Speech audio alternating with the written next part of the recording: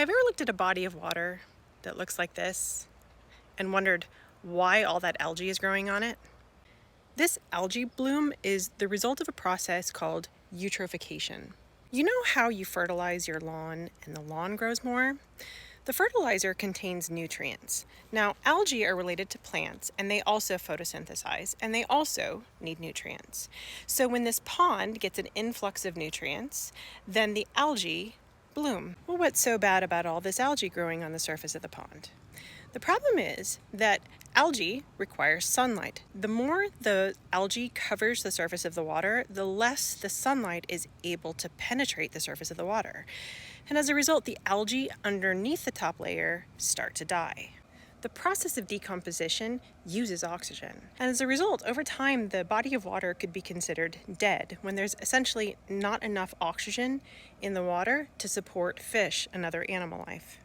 Where is the nitrogen coming from?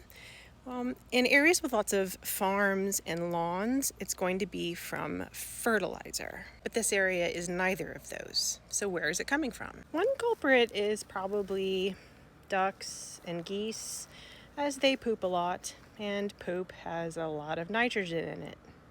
Speaking of poo, we've got some poop machines here. But this area is on a septic system, and so my guess is the septic system is leaking nitrogen into the groundwater.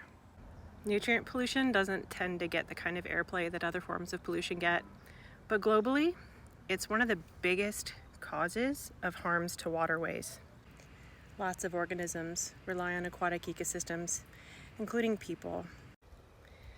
So the next time you see a pond that looks like this, stop and think about the kinds of impacts that it might be having on the living things that depend on it, and also how we might work to reduce the sources of pollution.